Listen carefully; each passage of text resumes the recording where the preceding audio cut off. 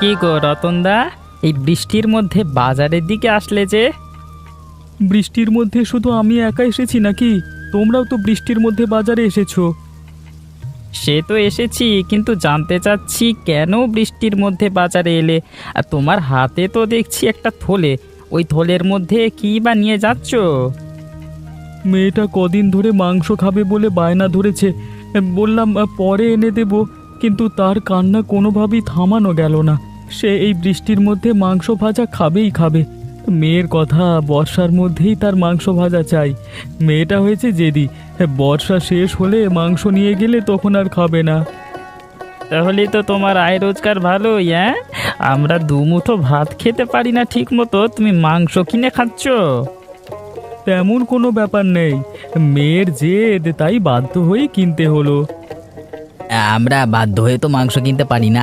তুমি মাত্র মেয়ে একটু জেদ করেছে বলি সেই জন্য মাংস কিনে নিয়ে যাচ্ছ। বাবা বাবা বাবা। ছেলে মেয়ে হয়নি তো কিভাবে বুঝবে? আগে ছেলে মেয়ের বাবা হও, তখন বুঝবে বাবা হওয়ার যন্ত্রণা কতটুকু। বৃষ্টি তো আস্তে আস্তে বাড়ছে, আমি তাহলে গেলাম। হ্যাঁ,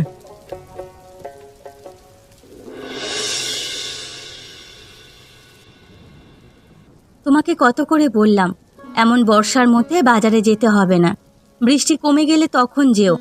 সেই তো আমার কোনো কথাই শুনলে না, ভিজেই তো ফিরলে। গিয়েছিলাম তো ছাতা নিয়েই, বৃষ্টি হঠাৎ এমন করে বেড়ে গেল, ছাতা কিছুই মানলো না। এমনভাবে বাতাস এবং বৃষ্টি বইতে শুরু করলো, মনে হচ্ছে ছাতা সহ আমাকে উড়িয়ে নিয়ে যাবে। সেই জন্য তো বললাম এই ঝড় বৃষ্টির মধ্যে বাইরে বের হইও না। দেখোনি মেয়েটা কত করে জিদ করেছে। এখন যদি আমি বাজারে না যেতাম তাহলে মাংস আনতাম কোত্থেকে মেয়ের জন্য? এমন করে মেয়ের জেদ সব সময় শুনতে হয় না। তুমি তো আর বাবা নও, আমি হচ্ছি মেয়ের বাবা। মেয়ে কিছু বললে না এনে দিতে পারলে সেটা আমার কতটা খারাপ লাগে তুমি কি বোঝো? তা আমার মেয়েটা কই? ওকে তো দেখছি না। তোমার মেয়ে হয়তো বা কারোর বাড়িতে খেলতে গিয়েছে, ঝড় বৃষ্টির মধ্যে এখনো ঘরে ফেরেনি। কি বলছো তুমি? এত ঝড় বৃষ্টির মধ্যে কার বাড়িতে আছে? চিন্তা করতে হবে না, হয়তো বুড়িমার বাড়িতেই আছে। সেখানে ছাড়া তো আর কোথাও যায় না। তাহলে কি আমি মাংসগুলো রান্না করে ফেলবো নাকি? না না গিন্নি, মাংসগুলো এখন রান্না করো না, মাংসগুলো হাঁড়ির মধ্যে রেখে দাও। মেয়েটা আসলে প্রথমেই মাংস দেখতে চাইবে। তুমি যদি এখনই মাংসগুলো রান্না করে ফেলো তো দেখতে না পেয়ে আবার জেদ করবে। আমার সাথে এত কিছু হলে আমি এত সামলাতে পারবো না বাবু। তোমার মাংস রান্না করতে হবে না তোমাকে। আচ্ছা ঠিক আছে, আমি রেখে দিচ্ছি। তোমার মেয়ে আসুক, তারপরে ওকে দেখিয়ে রান্না করব। এই ভোলানাথ দা, এই রতনের প্রতিবেশী হয়ে একটা ঝামেলার মধ্যেই আছে। সালা নিজে তো শান্তিতে থাকছে, আমাদের শান্তিতে থাকতে দিচ্ছে না। কেন রে লালটু, রতন আবার কি করলো? ও এই রতন কি করলো সেটা এখনো তুমি বুঝতে পারছো না? আরে না না, আমি তো কিছুই বুঝতে পারছি না। তুই কি বুঝতে পারছিস সেটা আমাকে বল, তাহলে তো আমিও বুঝতে পারবো। মাঝে মাঝে কিছু কথা দাদা তুমি বুঝেও বোঝো না। ওই রতনের জন্য তোমার আমার দুজনের ক্ষতি হবে, সেটা কি তুমি বুঝতে পারছো না? আরে আমি অত তোর মতো বুঝি না রে, একটু বুঝিয়ে বললে তো বুঝি বাবা। ওই রতন প্রত্যেক দিন ভালো ভালো বাজার করে সেগুলো বাড়িতে নিয়ে রান্না করে। তা আমাদের বাড়িতে সেই রান্নার ঘ্রাণ চলে আসে সারাক্ষণ। সেইগুলো নিয়ে আমার বউ কানের কাছে ঘ্যান ঘ্যান ঘ্যান ঘ্যান ঘ্যান ঘ্যান করে কথা শোনায়। আজকে নিশ্চয়ই আর আস্ত রাখবে না, বউয়ের কথা শুনতে হবে। তুই এই একটা মনের কথা বলেছিস রে, তোর বৌদিরও একই অবস্থা। সারাক্ষণ বলে রতন একা মানুষ, এত কাজ করে, তোমরা দুই ভাই মিলে কি করো? কিছুই কি করতে পারো না? হ্যাঁ, রতনকে দেখো, দিয়ে কিছু শেখো। আজও একই অবস্থা হবে, কিভাবে বাঁচতে পারি বলতো? আমার কাছে একটা বুদ্ধি আছে দাদা, আমরা রাতে গিয়ে ওর বাড়ি থেকে মাংস রান্নার হাঁড়িটা নিয়ে আসবো। বাহ, তুই একটা ভালো বুদ্ধি দিয়েছিস তো। রাতে আস্তে করে তাহলে আমাকে ডাক দিস, সে বৌদি যেন শুনতে না পায়। আচ্ছা ঠিক আছে দাদা।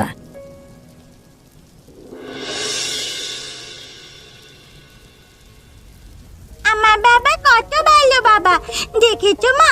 আমি বলেছিলাম বাবা আমার কোনো কথাই শুনবে না, আমার জন্য মাংস আনবে না। এখন দেখেছো কার কথা শুনেছে বাবা? হ্যাঁ, তোর কথাই শুনেছে, আমার কোনো কথাই শুনছে না। কথা শুনবেও না। আমি যে বাবার মা, আমার কথাই তো বাবা শুনবে। বলো বাবা, শুনবে না? তুমি তো আমার মা, তোমার কথা না শুনে আমার উপায় আছে বলো? তোমার কথা তো আমার শুনতেই হবে। হ্যাঁ বাবা, তুমি আর আমি এক দলে। মায়ের কথা তুমি কখনো শুনবে না। আমি হচ্ছি তোমার বড় মা। এখন থেকে তুমি আমার সব কথা শুনবে। হ্যাঁ হ্যাঁ, শুনবে। আরে এখন তুই বল, মাংস খাবি কিনা? মাংস রান্না তো প্রায় হয়ে এসেছে। এই সব মাংস আমি একা খাবো। রান্না শেষ করো। এখন অল্প একটু খাবো, তারপর বাকিটা রাতে খাবো। কাল সকালে খাবো, দুপুরে খাবো, খেতেই থাকবো। এই মাংস থেকে তোমরা একটু ছুঁয়ে দেখবে না। এই মাংস আমার। যদি তোমরা কেউ ভুলেও আমার মাংস খেয়ে ফেলো, তাহলে কিন্তু আমাকে আবার নতুন করে মাংস এনে দিতে হবে। হ্যাঁ রে মা, তোর সব কথাই আমি শুনবো। শুনেছো? তোমার মেয়ের কথা শুনেছো? লাই দিয়ে দিয়ে মেয়েটাকে মাথায় তুলে ফেলেছো। আহা গিন্নি, মেয়েটা হয়তো অনেক বেশি করেই মাংস খেতে ইচ্ছে করেছে, সেই জন্যই সবটা নিজে খেতে চাইছে। সমস্যা নেই মা, সবটা তুই খাবি, তোর জন্যই সবটা রেখে দেওয়া হবে। এই তো আমার ভালো বাবা। আমার বাবা পৃথিবীর সবচেয়ে ভালো বাবা।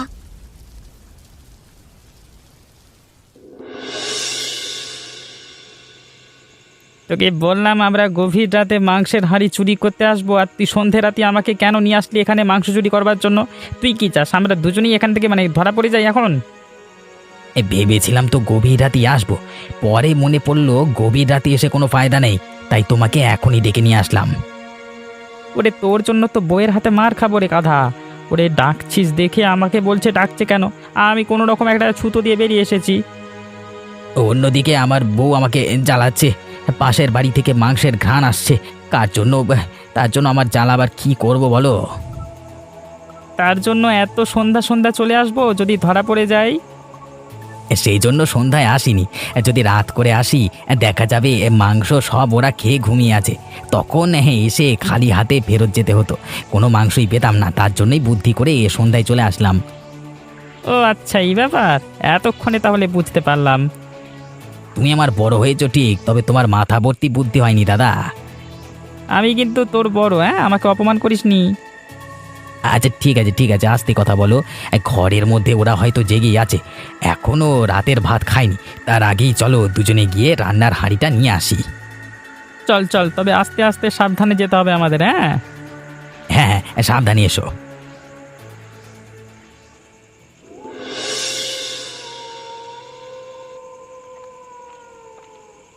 গিন্নি, তুমি না রান্নাঘরে মাংসের হাঁড়ি আনতে গেলে, তাহলে খালি হাতে ফেরত এলে কেন? কিভাবে যে তোমাকে কথাটা বলবো। আহারে, তুমি এভাবে আমতামতা করছো কেন? মাংসের পাতিল কেন আনলে না সেটা বলো। আমরা দুজন মাংস খাবো বলে বসে আছি। কিভাবে যে তোমাকে কথাটা বলবো, আমি রান্নাঘরে গিয়ে দেখি মাংসের হাঁড়িটা সেখানে নেই। কি বলছো তুমি গিন্নি? তুমি কি পাগল হয়ে গেছো নাকি? রান্না করতে গিয়ে মাংসের হাঁড়ি কোথায় যাবে? তুমি ভালো করে খুঁজে দেখেছো তো, নাকি না খুঁজে এখানে এসে বলছো খুঁজে পাচ্ছি না? আমি কি অন্ধ হয়ে গেছি নাকি? এইটুকু তো রান্নাঘর, সবটাই আমি ঠিকঠাকভাবে খুঁজে দেখেছি। কোথাও সেই মাংসের হাঁড়িটা খুঁজে পাচ্ছি না। এ কি বলছো? মাংসের হাঁড়িও কি চুরি হয়ে যেতে পারে নাকি? নাকি কুকুরে এসে খেয়ে নিল? কুকুরে খেয়ে নিলে অবশ্যই হাঁড়িটা সেখানে পড়ে থাকবে, চারিদিকে মাংসগুলো ছিটিয়ে থাকবে। এর আগে কখনো শুনিনি তো মাংসের হাঁড়ি চুরি হয়ে যেতে। আজব একটা ব্যাপার। তাহলে কি আমি মাংস খেতে পারবো না বাবা? দেখছিস না মাংসের হাঁড়ি চুরি হয়ে গেছে? তাহলে মাংস কিভাবে খাবি, বুঝতে পারছিস না? না না বাবা, আমি মাংস খাবো, আমাকে মাংস এনে দাও। মা নিশ্চয়ই সব মাংস খেয়ে নিয়েছে। শুনেছো তোমার মেয়ের কথা? আরে আরে, ওর কথা তুমি ধরছো কেন? বাচ্চা মানুষ, তুই কাঁদিস না। আমি তোর জন্য নতুন মাংস এনে দেবো। আমি এটাও দেখে ছাড়বো কারা এই মাংস নিয়েছে।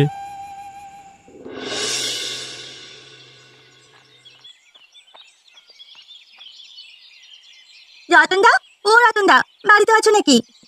কে গো? এই সাত সকালবেলা কে ডাকছে আমাকে? আমি অমিতের বউ রাধিকা।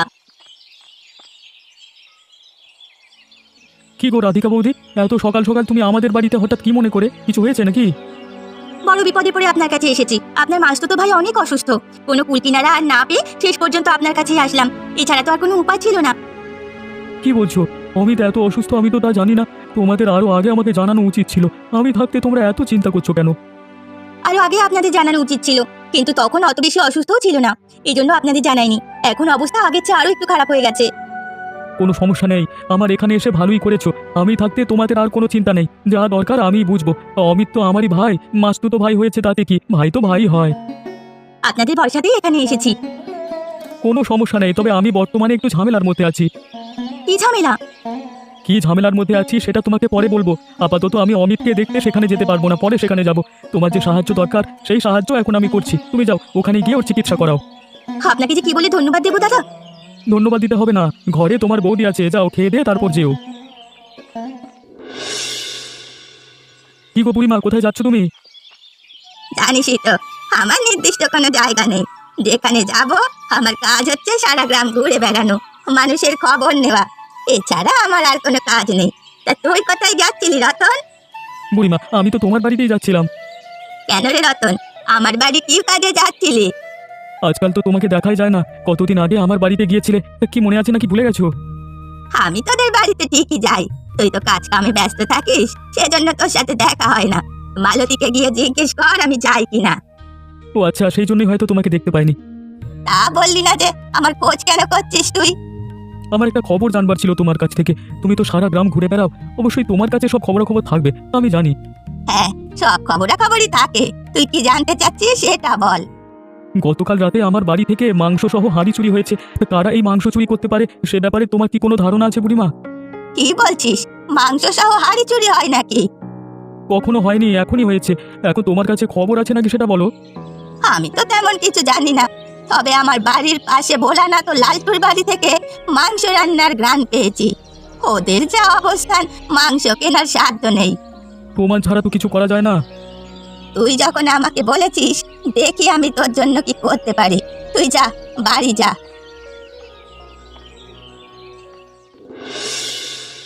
গ্রামবাসী সবার হঠাৎ করে কি হলো কিছুই তো বুঝতে পারছি না, আমাদের সাথে এমন আচরণ করছে কেন? কি বলছো দাদা তুমি? আরে আমার তো একই অবস্থা, এই জন্যই তো আমি তোমার সাথে কথা বলতে চাচ্ছিলাম। হঠাৎ করে কি যে হয়ে গেল, কেউ তো আমাদের দোকানে আসছে না, আমাদের দোকান থেকে কিছুই ক্রয় করছে না। আমি তো কিছুই বুঝতে পারছি না, গ্রামবাসী সবাই আমাদের এড়িয়ে চলছে। যারা আমাদের সব সময় খদ্দের ছিল, এখন দেখছি তারাও আমাদের দোকান থেকে দূরে দূরে সরে যাচ্ছে, অন্য দোকান থেকে জিনিসপত্র ক্রয় করছে। আমারও একই অবস্থা দাদা, এমন চলতে থাকলে আমাদের অবস্থা যে নাজেহাল হয়ে যাবে। সামান্য এই দোকানদারি করিয়ে তো আমাদের সংসারটা চলছে, যদি কোনো মতে দোকানগুলো বন্ধ হয়ে যায় তাহলে গিন্নিদের কথায় বাড়িটা থাকা যাবে না। আর বলিস না রে লালটু, গ্রামবাসী সব আচার আচরণ আমার উপর মাথার উপর দিয়ে যাচ্ছে, মাথার মধ্যে কিছুই তো ঢুকছে না। তোমার মাথায় না ঢোকারই কথা, তোমার মাথা তো এমনি তো মোটা, সহজে কিছু ঢোকে না। আবার তুই শুরু করলি, এমনিতেই ঝামেলার মধ্যে আছি, তার মধ্যে তোর আবার এই বকবকা নিয়ে উল্টো পাল্টা কথা। যা, তোর সাথে কোনো কথাই বলবো না।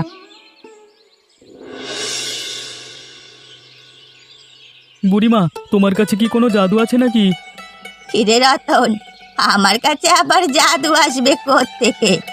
আজকে হঠাৎ বলছিস আমার কাছে নাকি জাদু আছে? তা কি জন্য কথা বলছিস তুই? লালটু এবং ভোলানাথের দেখছি খারাপ অবস্থা, দুজন মিলে বাজারে বসে কাঁদছে। সব কিছুই যে তোমার কামাল সেটা তো আমি ভালো করেই বুঝতে পারছি। তা কি এমন জাদু করলে যে ওদের এই নাজেহাল অবস্থা হলো?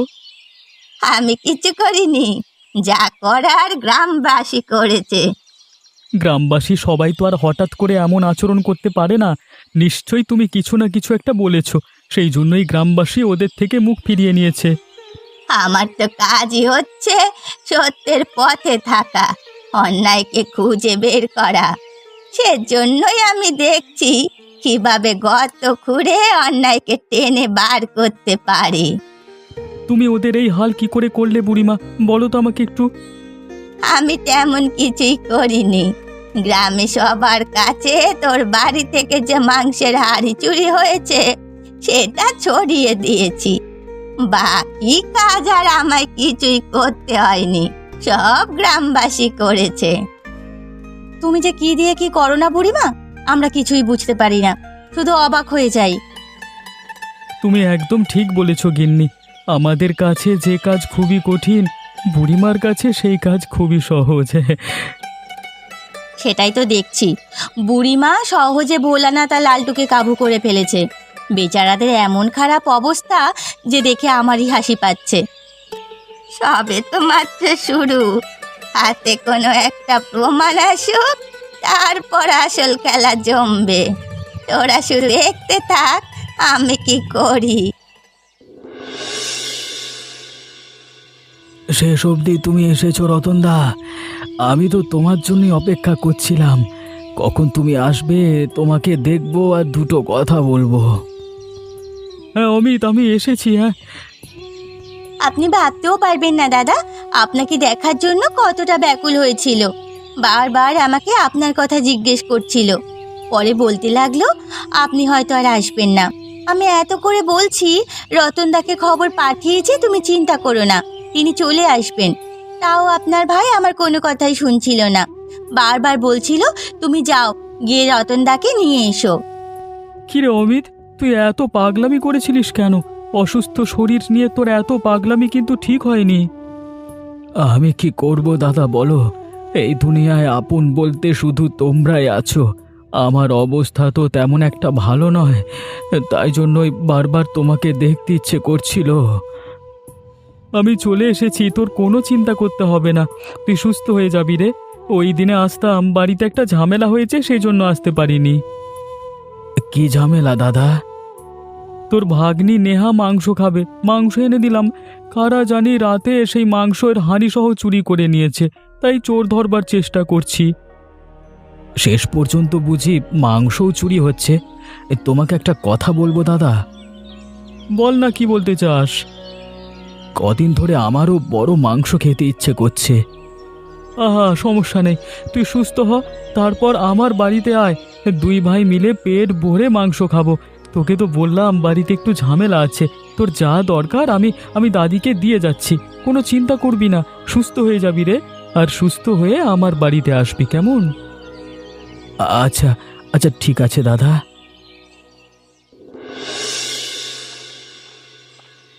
রতন, এই রতন, বাড়ি আছিস নাকি? তোর জন্য একটা ভালো খবর নিয়ে এসেছি, এদিকে আয়, শুনে যা। বাবা, ও বাবা, বুড়িমা তোমাকে ডাকছে, এদিকে এসো তো।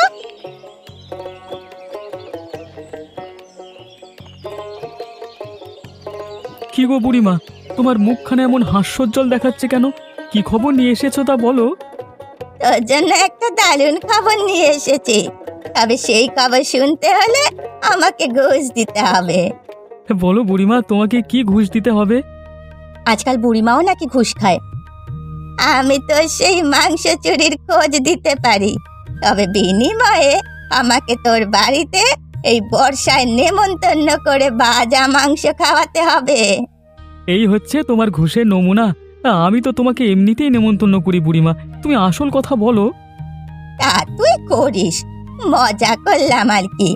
আমি ভোলানাথ আর লালটুর বাড়ি থেকে তোর চুরি হওয়া সেই মাংসের হাড়ি দেখেছি।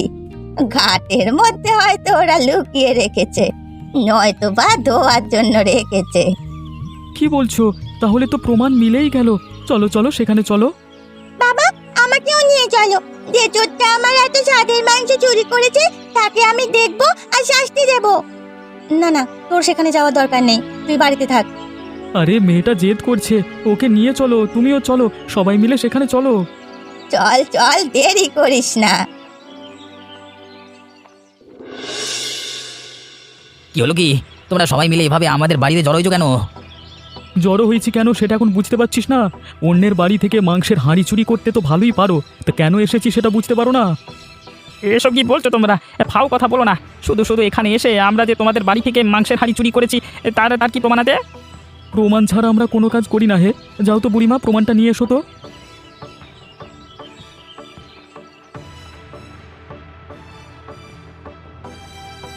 এই তো আমার হাড়ি, এটাই তো আমাদের হাড়ি। কিরে ভোলানাথ, লালটু, প্রমাণ হলো তো? আমাদের ভুল হয়ে গেছে, তোমরা আমাদের ক্ষমা করে দাও, আমরা আর কখনো এমনটা করব না। না না বাবা, এতে ক্ষমা করবে না। আমি যে মাংস খেতে চেয়েছিলাম এরা সেগুলো চুরি করেছে, তোদের শাস্তি দাও। এমনিতেই আমরা অনেক শাস্তি পাচ্ছি, গ্রামের সবাই মিলে আমাদের শাস্তি দিচ্ছে। আমাদের দোকান চলছে না, কোনো খদ্দের নেই, অভাবে মরছি। তোমরা দয়া করে নতুন কোনো বড় শাস্তি দিও না। রতন, ওরা এমনিতেই শাস্তি পাচ্ছে, তা সত্য কথা। তাও ওরা যেহেতু এত বড় অন্যায় করেছে, ছোট আকারে শাস্তি দে ওদের।